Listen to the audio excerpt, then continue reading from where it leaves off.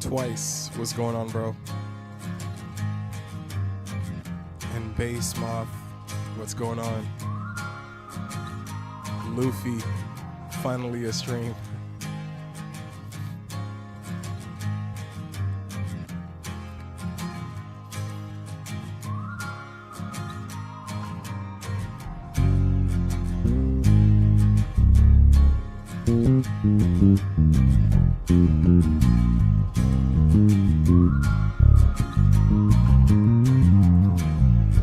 What's going on, Nicole? Ready to steal, I mean learn. Oh my gosh. You guys are thieves. Hello, sir, we missed you. What's going on? Tosa? And Faith Emmanuel. Yo, first time joining your stream live from Nigeria. Nice to see you, bro.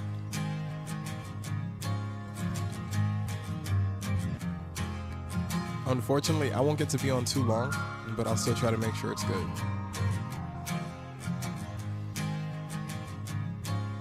I'm still getting set up over here on my end. And I am like very sick right now, so I don't really have a voice.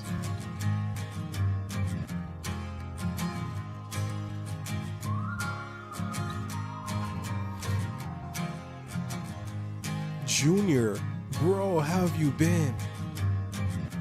Yo, Junior was one of my private students. Amazing bass player.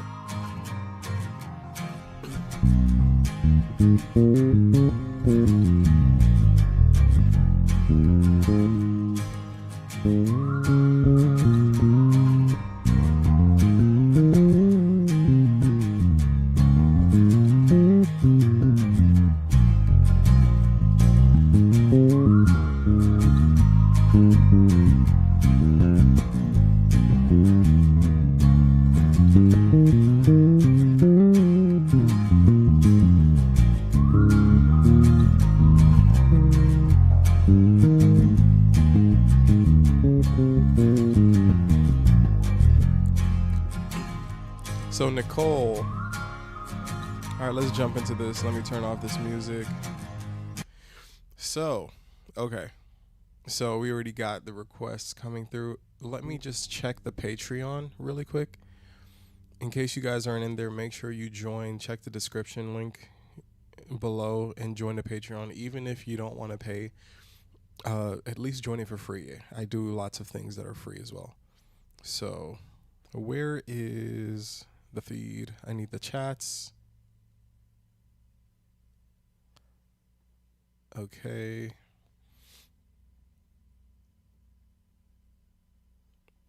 I cannot find it. So, there we go. Breakdown requests. Let's see what we got. Do we have a lot of requests right now? It's okay. I think I'm going to wait till I feel a little bit better to do most of the crazy requests. But let's see how the questions are today. I'll see if I can get to them in the time that I have. Okay.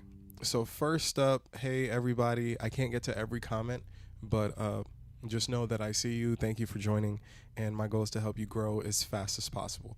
So teach us how to map the notes on the fretboard. So it depends on what you mean by that, because personally, I, at least in the way that you might think, I don't personally know all the notes on the fretboard. Like, not like at the back of my hand. I do quick math, millisecond stuff, where pretty much patterns repeat. Bass is one of those instruments where the patterns are the exact same. So I use shapes in far places. For example, I always start with the pentatonic, like super far. Oops, I totally forgot. I have to adjust my action on one of my strings. So I got some new strings, guys. This is a brand called Aurora. One of my private students gifted me some, and I was trying them out, and honestly, I did not have high expectations, because if you guys have been following me for a while, you know that I love Elixir strings. I love the Elixir stainless steels, and I usually don't like nickel. and especially if they're coated, because once you coat the strings with anything, it kills the sound. But these Aurora strings, I don't know what they did, but these sound amazing. Now, the last thing that I need is to just play it for a while, because my issue with most strings is that they don't last long enough, and I play a lot. I gig a lot. So, and I'm just playing just for fun a lot. So my strings die a lot faster than most people, so that's why I've always liked Elixir strings. But these Auroras have been doing great, and they've been on my bass now for about 5 days, and I think they're awesome. But with a different string type, I have to adjust the action. And in case you don't know what action is, it's just me using an Allen key to raise the height of my strings.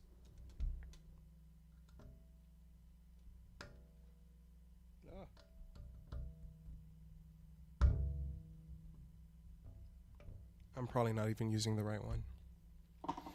And as you adjust it, you got to retune it.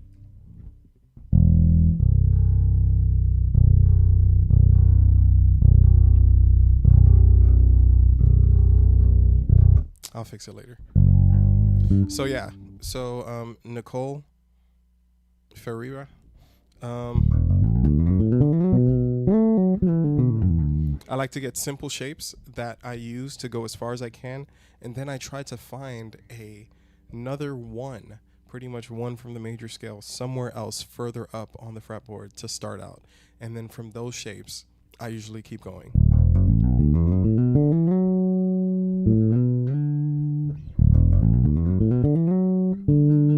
I'm in the key of D right now, so I go all the way up. 1, 2, 3, 5, 6. 1, 2, 3, 5, 6. 1, 2, 3. 3, 2, 1. I know that this is the D string, so I have my double dots, or wherever you have it on your fretboard. This is my 1. And then I usually work my way right back into home bass. And then, of course, getting more intricate licks and stuff like that will have you allowing you to kind of like cover more bigger distances, like in a shorter time, without needing to spell out all of the notes. So hopefully that helps. But also something that's really good, if you're in the Patreon, Nicole, I have this one's like counterintuitive, but I have a lesson called crossovers, and that will definitely help, because that helps you kind of navigate around the fretboard while doing super cool things to get you comfortable with doing a lot more. Lucas, hi. Jermaine, I'm Brazilian and I love your videos. Thank you, bro. Brazilian bass players are always the best, just for the record. I don't know what you guys eat for breakfast, but it's always crazy. So, okay, Luffy, 1, for people with 9 to 5s, what is the best practice routine for like 1 hour? Ooh, okay. This is gonna be fun. So let me pull up a loop. I'm gonna pull up a loop really quick. Let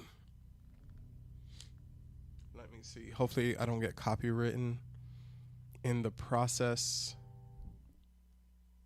Okay, let me try this. This is something like crazy. All right, it's not the highest quality, but it should be fine.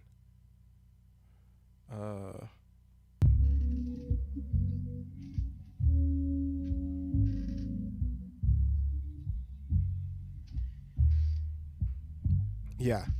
So this is just a little loop going on, right?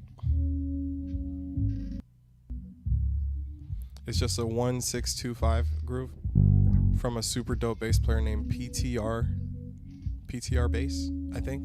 Yeah, he's a super fire guy on Instagram.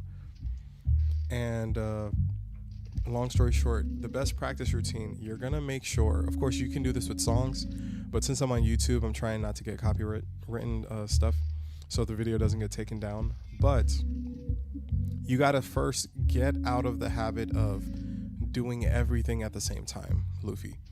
So you wanna make sure, so we're in F sharp. I'm usually going to work on the harder thing, because most of you guys in here already know how to play bass. No problem. You can learn a song. It's just adding the extra stuff that you need. So make sure to focus on like the crazy licks first.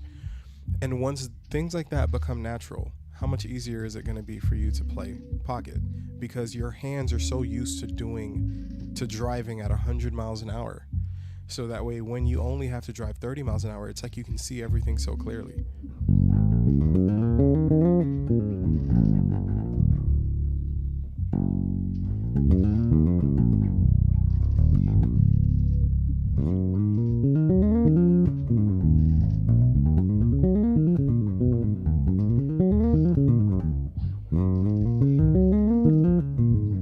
So then now we have an idea. I'm in F sharp. 1, 2, 3, 5, 6. 1, 2, 3, 6, 7, 5. Right? That's my little lick. Now, then we can get into playing the bass line with the practice stuff. We're going to go back to the groove.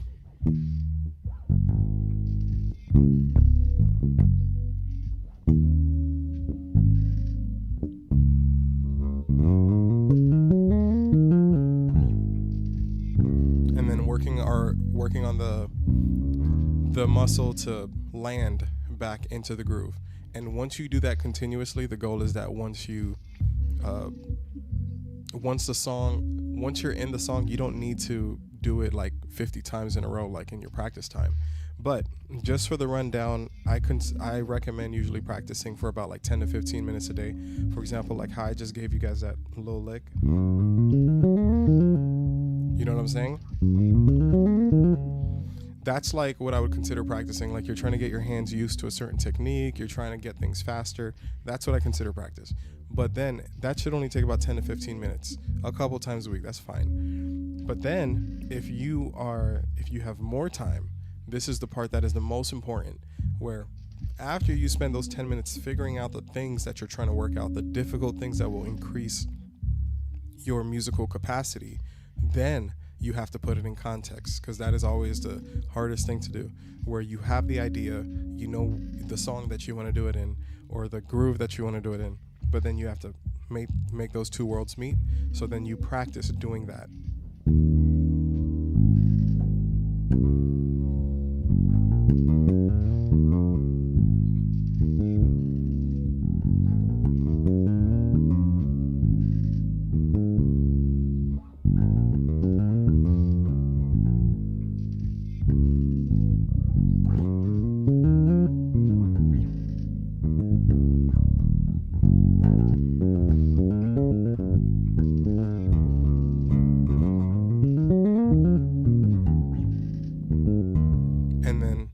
Rinsing and repeat. Of course, the idea doesn't have to be that crazy, but that is the start of making sure that all of your ideas like connect and you're meeting both worlds. But don't waste your time playing a bunch of pocket in your practice time, because most of you guys are already there. You want to work on weaknesses. So if your issue is fills or substitutions, make sure to do them exaggerated in your practice time, so that way, because when you practice, when you're playing in a real situation, you can only do like 50% of what you actually practice. It's just how it works. So let's see what else we got. Mr. Jermaine, I got a question for you. How do you, because I'm a bassist. Okay, Emmanuel. So you said, how do you apply your major and minor notes on the bass guitar? Well, it depends on what you mean, because we play the bass, so no single note is major or minor. That's just like basic theory. It's when we add a context to it, like so. But don't even worry about like stressing yourself out with the major and minor stuff. Focus on major, because major and minor is the same thing. Long story short, it's just starting from a different note. The major scale is 1, 2, 3, 4, 5, 6, 7, 1, or you might know it as do, re, mi, fa, sol, la, ti, do. It's instead of starting on the 1, you just start on the 6, and you keep using all the same notes from the major scale.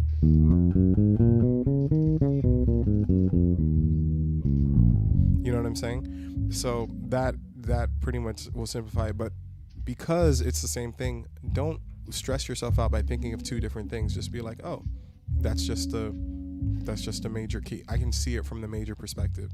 That way you don't have to learn major and minor. You can just focus on one area and grow. All right, so Nicole, record bass cover videos. It would be amazing to be able to hear and watch you play and absorb some of your playing. Yeah, I'm going to work on a playlist of things that hopefully don't get copywritten so I can post them, because that's the issue. Whenever I make these things on YouTube, I never can post it. But when I'm in my Patreon group, I actually can post anything I want.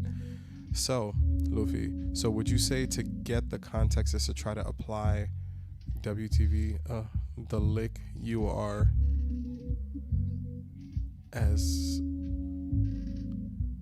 you can, so you can hear it coming in?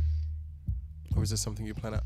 Yeah, so, okay, I think I understand what you're saying. So, I need at least 25 hours per day. No, you don't. Most of the practice time, people who practice long hours, like most of these guys, they're wasting time.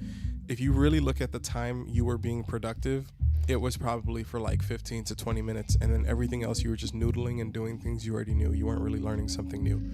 So, but if I understand what you're saying, Luffy, the goal is to apply everything into context as much as you can. But as far as planning something out, I only plan out idea. Like, let's say I want to play something like, let's say I want to play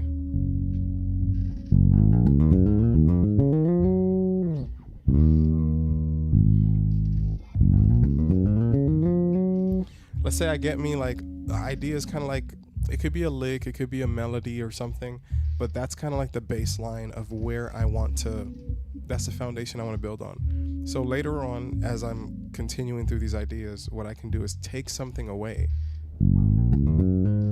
I can slow something down. You know what I'm saying? It's like,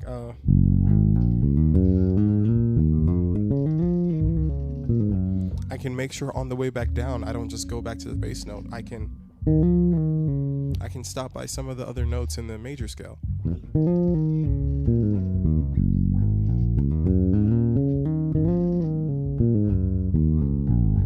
You know what I'm saying?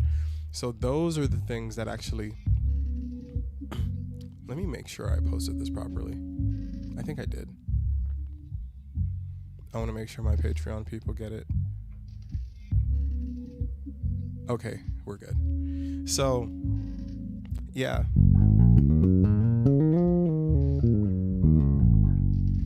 Like, I have one idea in mind, and then I use that as something to start, like, messing around with it. But I mess around with it like, oh, instead of starting on beat 1, I can try to start this idea on beat 3. If like 1, 2, 3, 4, 5, 6, or 1, 2, 3, 4.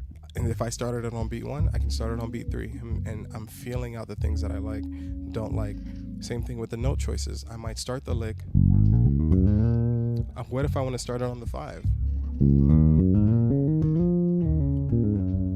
And I don't want to do the whole first half, so it doesn't sound so predictable. That's how I normally do things like that. So the idea itself to start is usually planned out, and everything after that is just me messing around with it, listening for things that I like, Luffy. Just join the community. Oh yeah, I actually saw it. Noah, nice to have you in here. You had like perfect timing. I don't see slap much. I'm old school. How do you handle string noise on a 5-string? So string noise is something that I do in 2 ways. One, left hand muting, where you let your fingers kind of like, I kind of let my fingers just like rest. Like you see here.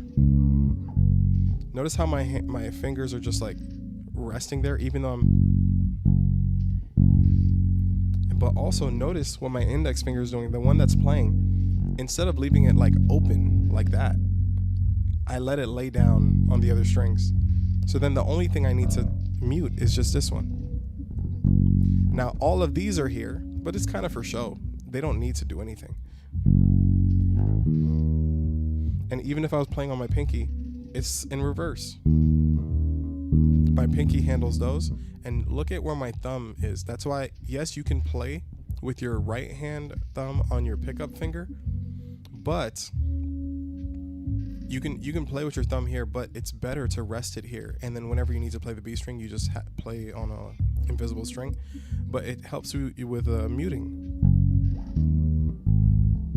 you know.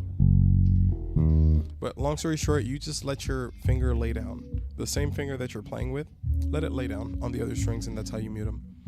Can you explain like tritone substitutions, like in tritone substitutions?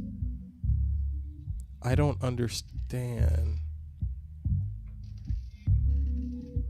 I am not the nerdiest theory head, but tritones, like,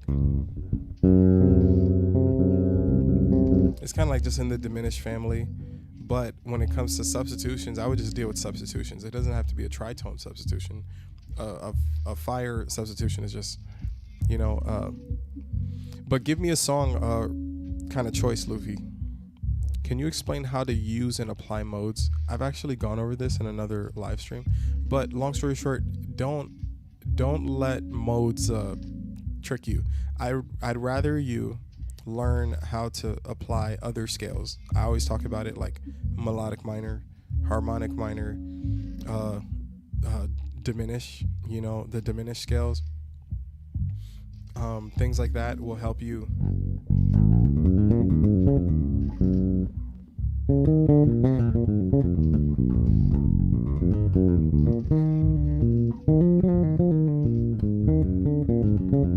Because when you learn how to mess with the scales, you're able to do them in every situation. What if the chord, you know, or the context you're playing in doesn't really call for Mixolydian, or if it doesn't call for, you know, a Phrygian or something like that? When you learn how the scales work behind them, it'll give you way more freedom. Yes, you can go further, but usually the things that are getting your attention are never what like modes by themselves have to offer. The sounds that you want are usually coming from spelling out more complex chord changes. You know what I mean? And knowing how to just express yourself and knowing some options. Like, for example, usually in most major contexts, you could sneak in Lydian, or for example,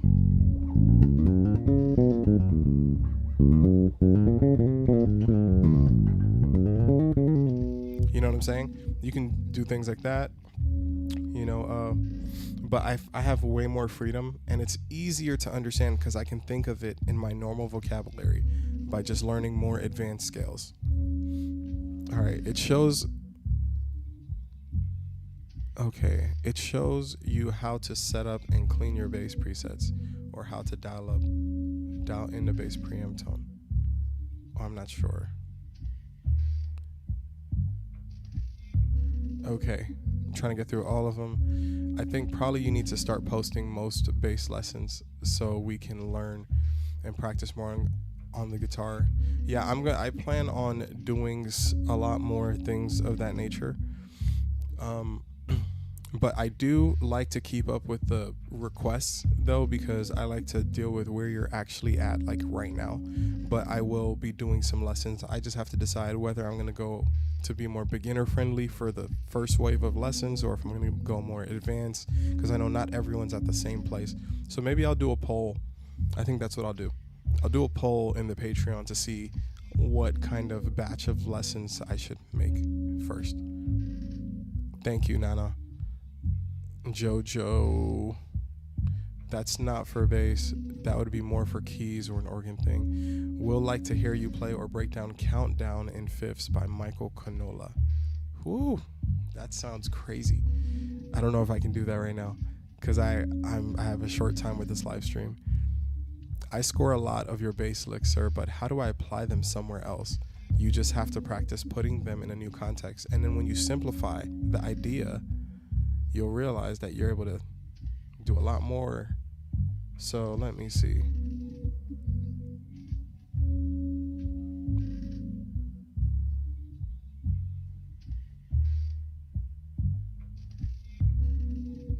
Could I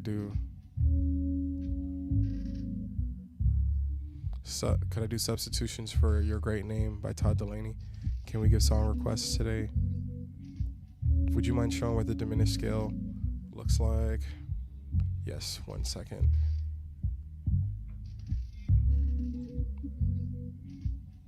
Let me pull some stuff up.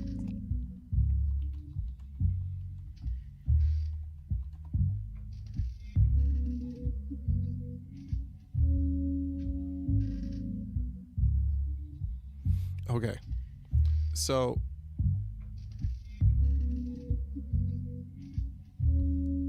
let me just start with the easy one. So for example, like it's not really easy. Okay, so diminished, I think it's better to start off with diminished arpeggios. Let me turn off the loop. All right. Let me go to a key like A so it's easier to play. So if I'm using numbers, right? We're in the key of A. 1, 2, 3, 4, 5, 6, 7, 1. Diminished scale would be 1, sharp 2, sharp 4, 6, and then it repeats. It's only diminished arpeggios, yes. But then we have the diminished scale where it gets a little more complicated. It's easy to understand, but it's a little harder to play if you're not used to it. So we would normally be dealing with the half whole. It's called the half whole diminished scale. It's an easier way to think of it, but you pretty much, from wherever you start, let's say if we're starting on the 1 in the key of A, we would be doing,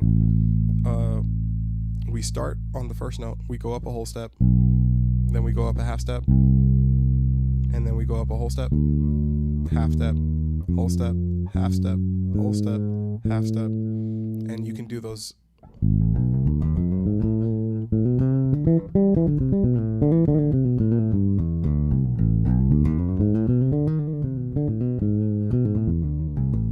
You can kind of do them a little bit of anywhere as long as you color, as long as you start to spell out. But this is where it gets a little more advanced. But I just need a song context. Let me use one of the songs that you guys talked about. So let me see. Let me go to one of these. Okay, Your Great Name is easy, and I know it, so I won't embarrass myself trying to learn it since I don't have a lot of time.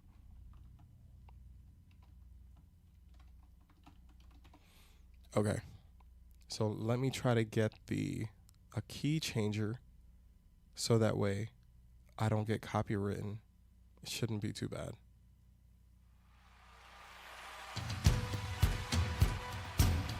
Hopefully this helps.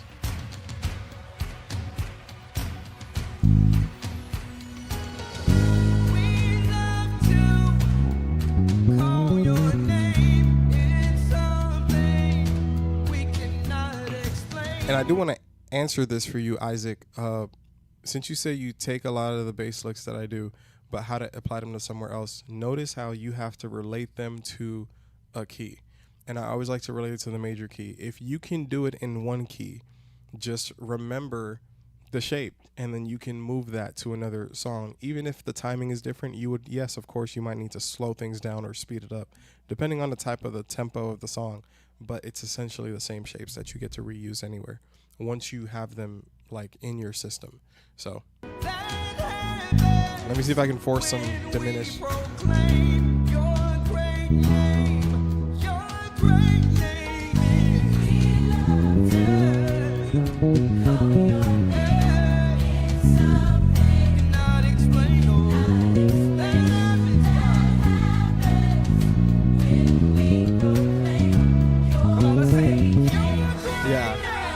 It's a little weird, but it still works if I could like do it like super serious. But we love to call your name. Da, da,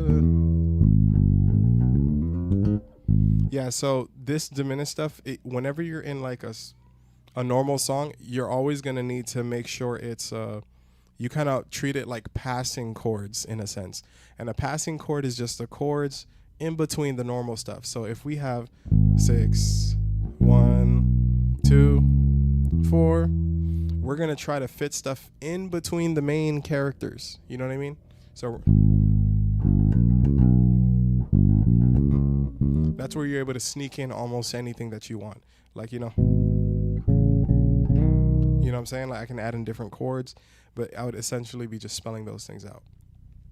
So, okay, let me see what else we got going on. Oh, and then someone asked me to do substitutions. Okay, I'll do substitutions in this song as well. These are the same rules. Once you know substitutions, and I think I have some videos of that in my Patreon if you guys want. So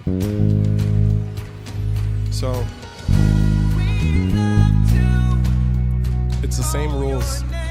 How are we going to start this out? We're going to substitute in one simple place.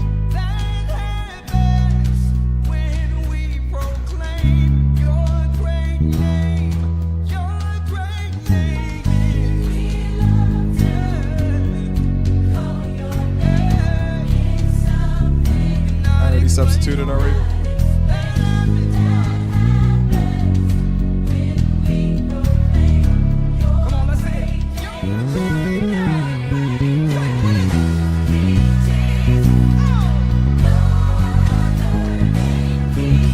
Already a substitution.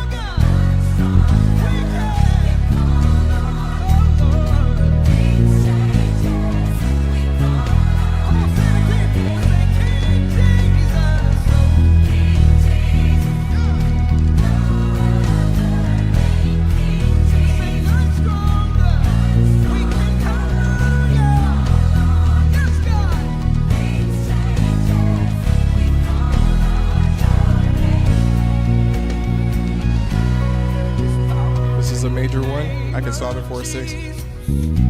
I'll do it on the next time.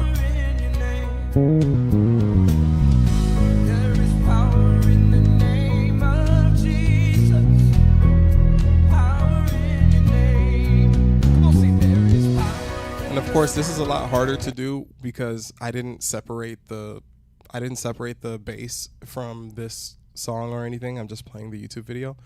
And it's a little bit harder to do substitutions where you can hear the other bass player. But if I was the only bass player, we wouldn't have that issue at all.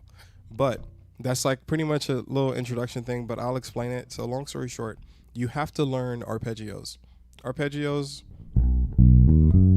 is arpeggios to normal basic chords. So we have major and minor chords. Or essentially, if for the one chord, 1, 3, 5, and all of those substitution notes are all of those arpeggios are substitution options.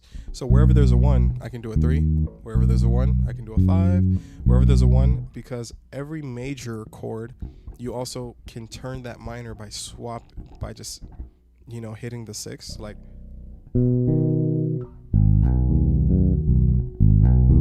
long story short, I like to call it every major chord has a dark side. So whenever there's a 1, I can do a 6. Whenever there's a 1, I can do a 3. Whenever there's a 1, I can do a 5. And it's the same kind of rule on all the other chords that are major. And the 1, the 4, and the 5 are all major chords. Like, right?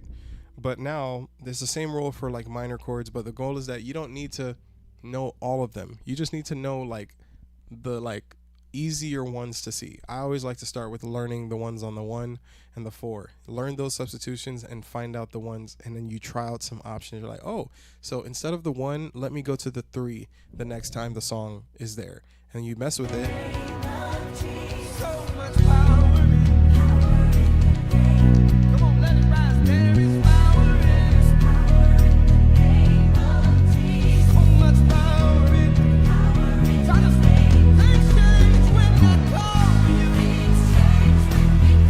And then also, this is actually very important when it comes to substitutions. You have to simplify.